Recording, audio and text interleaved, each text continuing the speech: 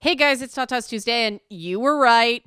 Fans out there who said, "Don't you mean 2 weeks for the Gamers Guide to Feminism video?" I really tried to get it done for this week, but you guys were right. I need 2 weeks to do one of these videos. So you were right, I was wrong.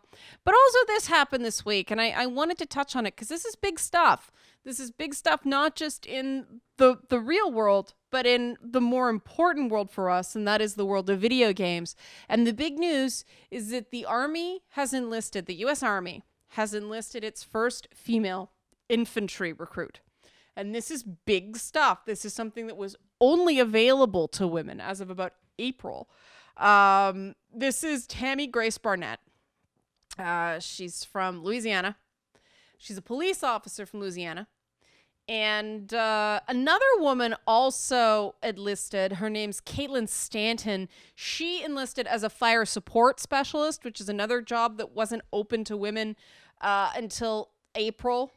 And this is very exciting.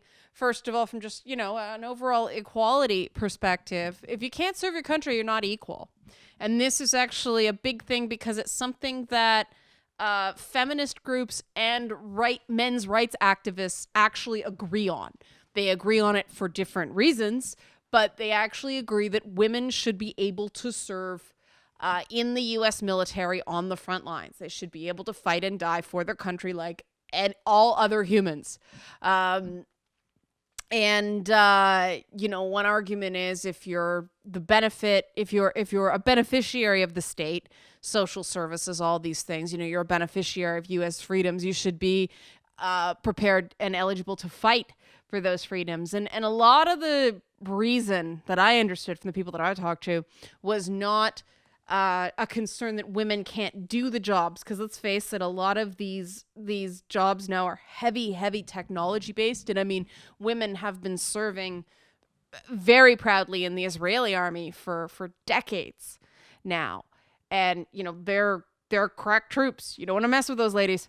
But what it was from a PR perspective, my understanding is the government was concerned about what it would do to morale and war efforts if women were coming home in body bags. Well, that concern has fallen, and I'm very happy for it.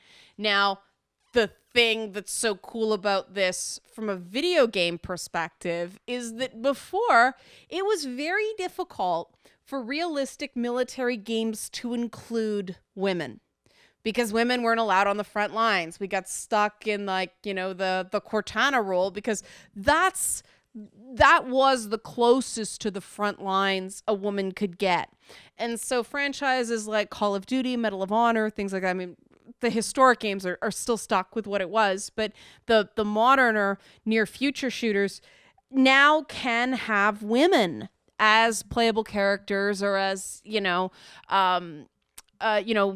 co-op characters or whatever, the characters going around shooting things.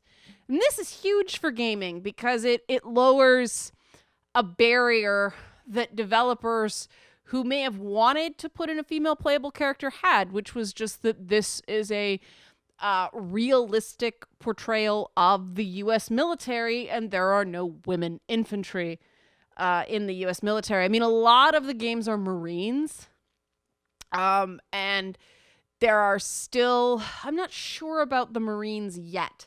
I'll have to look that up, but you can now put in someone from the Army as a playable character, and that's huge for gaming. It's just, and I'm not saying this to be politically correct. It opens up artistic opportunities for game developers, right? I mean, game developers may have wanted to tell these different stories, to create a new kind of protagonist, and they couldn't because realistically, it wasn't even on the horizon. The U.S. military was like, no, and then all of a sudden, it was, well, maybe we better think about it. And boom, things move very quickly after that.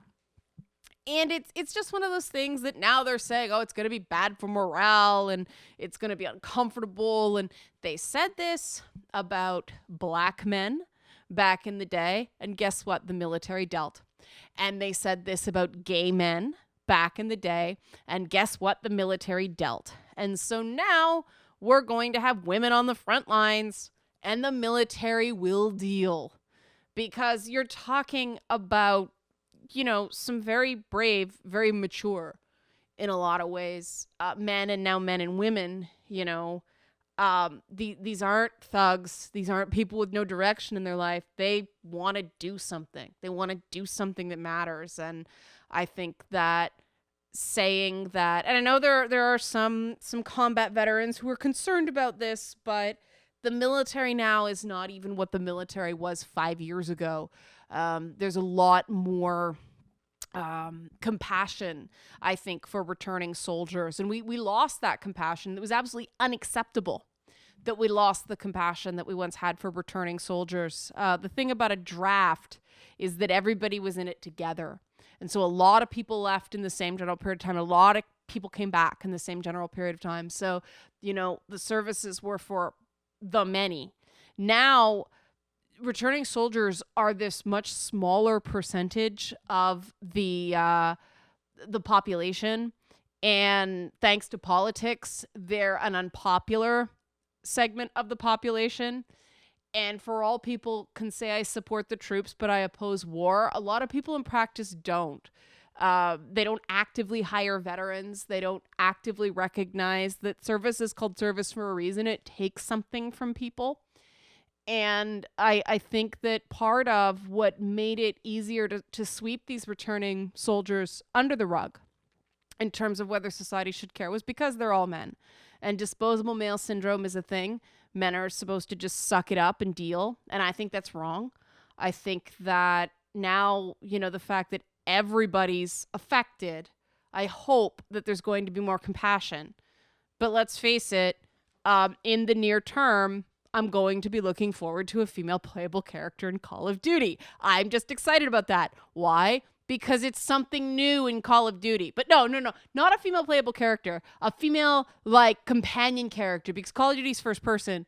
So, one of the people running around with you can be a woman.